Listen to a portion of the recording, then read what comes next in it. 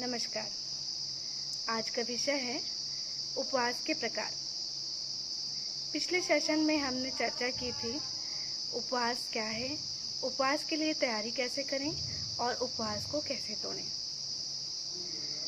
आइए चर्चा करते हैं उपवास के प्रकारों पर। पहला प्रकार है प्रातःकालिक उपवास, अर्थात नो ब्रेकफास्ट सिस्टम भी कहा जाता है इसे। नाश्ते को त्याग देना है और सायंकालीन भोजन हम कर सकते हैं। दूसरा प्रकार है सायंकालिक उपवास, रात और दिन मिलाकर एक समय का आहार ग्रहण करना है, इसे कहा जाता है सायंकालिक उपवास। इसमें हमें यह ध्यान रखना है कि भोजन सुपाच्य हो, प्राकृतिक होना चाहिए। तीसरा प्रकार है एकाहारोपवास, एक बार में एक ही चीज लेना भोजन में, यह कहलाता है एकाहारोपवास। यदि सुबह रोटी लिया है तो शाम को सब्जी। इस उपवास को हम शरीर की मामूली गड़बड़ियों में उपयोग कर सकते हैं। चौथा प्रकार है रसोपवास, रस वाले आहार लेना।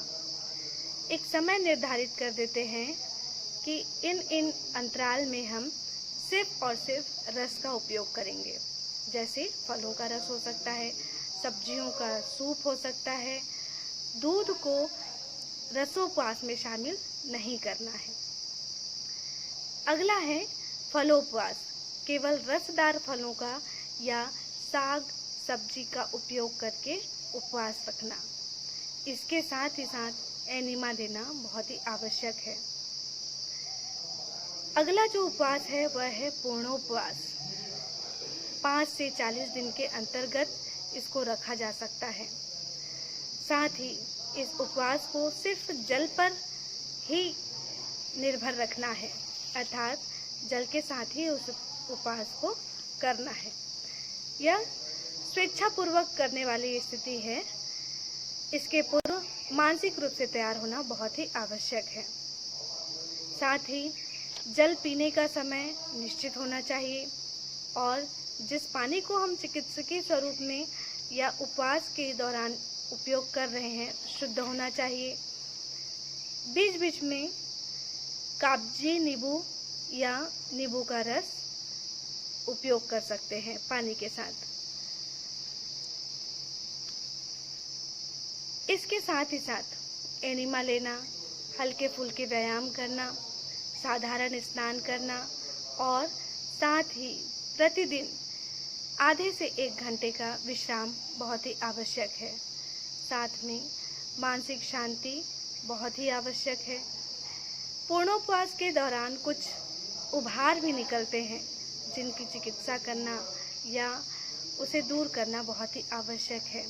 जैसे टेम्परेचर का बढ़ जाना, बॉडी पर फोड़े हो जाना, फीवर हो जाना। इन उभारों से डर कर पूर्णोपवास को तोड़ना नहीं है, बल्कि उस उभारों को प्राकृतिक चिकित्सा के द्वारा हम ठीक कर सकते हैं।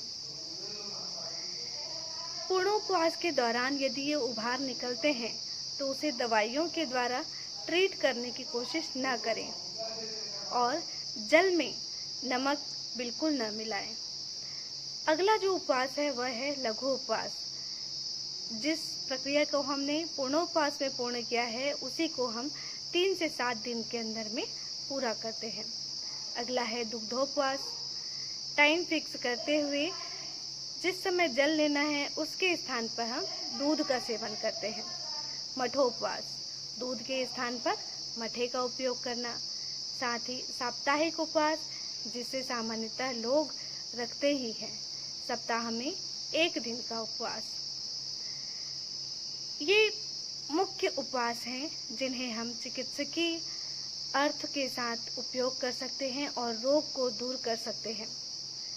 पूर्णोपवास और लघु उपवास क्रॉनिक डिसऑर्डर्स को दूर करने के लिए बहुत ही लाभदायक है। इनका उपयोग करके विजातीय द्रव्य जो बहुत पुराने समय से शरीर में घेरे हुए हैं उन्हें दूर किया जा सकता है। पूर्णोपवास में कुछ बातें महत्वपूर्ण होती हैं जिन्हें ध्यान रखना बहुत ही आवश्यक है।